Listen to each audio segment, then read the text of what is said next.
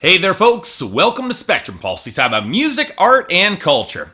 And today we're going to be talking about the newest album from Rihanna, titled Anti. And here I was thinking I'm just gonna have to wait a couple weeks to talk about a pop album that wasn't coming from Sia. And you know what's funny? It's been a while since I've talked about Rihanna in detail outside a Billboard breakdown, to the point where you have to wonder how much cultural impact she's left on the charts over the course of her last 7 albums. Initially, she got her start making slick, high-energy dance pop around a decade ago that was generally pretty damn solid and likable, only for her artistic career to be derailed rather painfully by Chris Brown in 2009. She was already on a path to making some darker music, but things got a lot more bleak and lacking in subtlety over the next few years after that, with her material becoming paradoxically more sexual and yet more tired and drained. I could write a think piece about how she and her songwriters responded to that horrifying incident in 2009, but what would probably end up getting missed in that conversation is that the music itself was getting even more hit and miss. In fact, I'd be hard-pressed to find a single from one of her albums from Rated R onwards that I could actually say I liked all the way through, and if anything, they were only getting worse. I could forgive some of her collaborations in 2010, like Love the Way You Lie with Eminem, or All the Lights with Kanye West, but by the time we got 2012 and Birthday Cake with Chris Brown, I'm sorry, I was done. And that was an album before Unapologetic, which is just a turgid slog of an album that features some of her worst ever songs. Definitely not recommending it. So, you know, I had no problem with Rihanna taking a few years off outside of a few isolated collaborations. She definitely earned it and helped that some of the collaborations like Can't Remember to Forget You were really good. But the lead-off singles being released throughout 2015 supposedly for this album raised a lot of concerns with me. I mean, I didn't hate 4 or 5 Seconds with Kanye West and Paul McCartney, but Bitch Better Have My Money was unconvincing dreck. And as I said when it landed on my year-end list for the worst hit songs of 2015, I hope this was not a sign for things to come on this album. Well, it turns out that she dropped that song in 4 or 5 seconds entirely from Anti, the long-hyped 8th album that was leaked off of Tidal, which kind of astounds me because I was under the impression that Tidal was forgotten by pretty much everybody a good year or so ago. So yeah, of course I was going to cover this. I was just curious, if only to figure out where Rihanna fit into a very different pop landscape than the one that she left behind a couple years back. So what did we get with Anti? Okay. So let me establish one thing right out of the gate here. Even at her best, Rihanna has never made consistent albums. She's a singles artist who's always had a few choice cuts, with the rest not being particularly strong. It's one of the reasons that her label's choice to flood the market with over 6 singles per album diluted her brand around the turn of the decade. And you know, the more I've gone through Anti, the more that appears to be the case yet again. And yet at the same time, this is probably the most I've actually enjoyed a Rihanna album since the late 2000s. Now, don't get me wrong, it's still messy, misshapen, and there are definitely your fair share of questionable moments that I would have been happy to leave on Unapologetic a couple of years ago, but there were more songs that I outright like here, and thematically, it holds together surprisingly well. Not a great album or barely even a good one, but it is decent and definitely worth talking about. So let's start off with the most consistent element across the board, and that's Rihanna herself. I'll give this to her. Her vocal delivery manages to avoid both the burned out exhaustion that made her later album so tedious and the off-key shrillness that killed Bitch Better Have My Money for me. And while it's never quite as tight as it was at her best, that's been replaced with a more raw, soulful side that I honestly wish we got more of on this album. At her best, Rihanna's got a certain expressive charisma they can carry between the sensual interludes of James Joint and Yeah, I Said It, both of which easily had enough material to extend across multiple songs, or the more heartfelt album closer, Close to You, and yet still pull into tracks with more of an edge like Desperado or Kiss It Better that I really liked, both which benefit from some excellently timed and well-produced multi-tracking. They sound really good for her. I will say that Rihanna doesn't quite have the pipes for the more soulful vocals she tries on Love on the Brain or Higher, no matter how raw she sounds, but I'll also say I prefer it over the more heavily auto-tuned and drugged out slur that she uses on Work or Woo. And it doesn't really help matters that there's a fair bit more pitch correction on this album than I'd otherwise like and prefer, especially for SZA on Consideration when SZA doesn't need it, or for Travis Scott's uncredited appearance on Woo.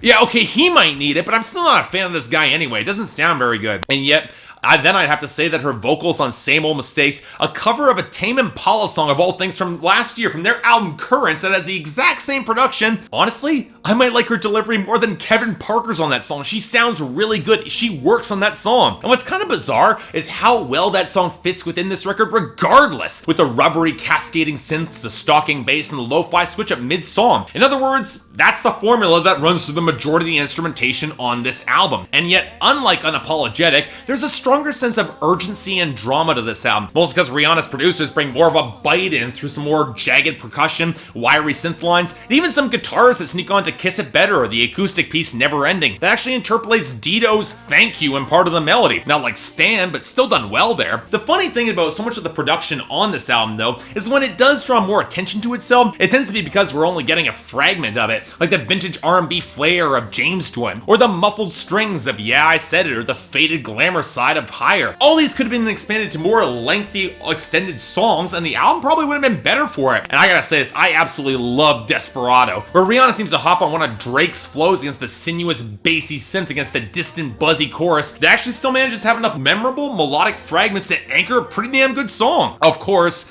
then you got the flip side with Woo, with the stuttering 4-note synth blaring, and yet still managing to get swamped out by the heavier bass, sounding just like the Travis Scott imitation that it really is. And beyond that, there isn't really a lot to say about the production. The majority of it is done to place Rihanna's layered vocals in the best possible light, but beyond that, there's only a few melodies that I think would stand out without her. Take her off amongst these songs, they start just to run together a little bit. So okay, clearly that was done in order to place the majority of the focus on Rihanna's lyrics and themes. So what is she trying to say with this album? Well, it's a little bit tricky to say, mostly because any overarching narrative feels very fragmented, and the picture of Rihanna herself might be more complex than this album can capably pull off. The framing of this album is kind of fascinating, mostly because Rihanna has long ago embraced her rough-edged, sexual, bad girl image, and the moments where she plays it up like on Desperado and Needed Me, they do feel believable for me. Even in the latter case, the instrumental is a bit of a slog with way too much pitch shifting for me to really like it. Hell, even though you can argue Kiss It Better can be a little bit inconsiderate as she tells this guy to throw aside his pride and just get back together with her already, it's delivered well enough to actually kind of work for me. And yet beyond that, things start to get truly intriguing when you start looking into the guys in this picture, which actually have some definition on this album. Mostly because it is established very early on that Rihanna is into bad boys, with many of her flights of fantasy eventually losing their luster when she actually dates them. And it's hard not to see the shadows of her big three relationships in the celebrity scene looming over this album. Mostly because in some way, shape, or form, all three of them show up on this album. The first is Drake, who actually contributes a long overdue R&B verse to work that's the highlight of the song for me, where he tries to apologize for all of his distance, and yet you get the impression that Rihanna is plenty capable of leaving Drake behind in the dust and not a lot will be missed. The next is Travis Scott. If anything, that feels even more abortive. A coked out fling for all the wrong reasons that where he might have needed her far more than the other way around. But just like Unapologetic did, albeit a lot worse with a lot more subtlety, eventually the picture all comes back to Chris Brown, where it becomes very clear that there's a lot of complicated, unresolved feelings that seem to start off on same old mistakes, where even she seems to realize that any attempt to turn over a new leaf with Chris Brown would be a really bad idea, conveyed through her backing vocals. And yet then you get the song Love on the Brain, which features what sounds like Chris Brown's backing vocals and an obvious reference to one of his old songs, in imagery equating love with violence in way too many ways. Yeah, for as soulful as this tries to be, it's still not exactly a comfortable listen, especially considering the context is that her love is ultimately enough to make it all work, which is not a really good message to carry forward. And yet, just as this album seems to about to dissolve into a mess of horrible implications, it does manage to swerve with the final two songs. The first being a drunk dial trying for a hookup, and the final song being where the guy actively pushes her away out of fear for himself and leaves her alone, just wanting to be close to him. It's an oddly somber note to end the album, and I'm honestly conflicted on how well it actually works. On the one hand, the framing is just a complete clusterfuck, especially when placed in the context of real-world events. Rihanna goes for bad guys for all the wrong reasons, and yet when it's the worst of them, he's the one who pushes her away, and we're supposed to feel sad about it? But on the other hand, the framing is at least honest enough to know that what Rihanna's doing is not normal, and that she might not be in the best state of mind approaching all this. And at the end of the day, there isn't really a happy ending, which I can kind of respect ending the album the way it does. It's kind of ballsy. So in the end, is it her best fully formed album in years? Absolutely. But does it hold up beyond that?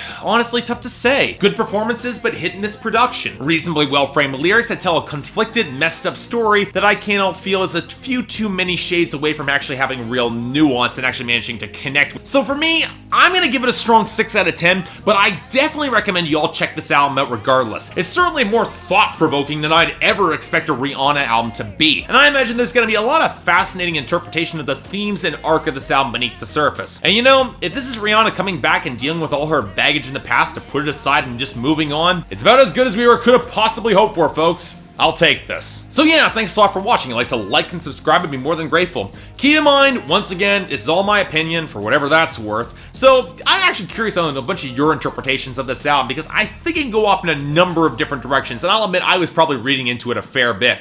But beyond that, anything else you guys want me to cover, both like in the next couple of weeks, or anything else I might be able to do to improve my presentation, I'm all ears. Till then, I'm Mark, you're watching Spectrum Pulse, and I'll see you next time.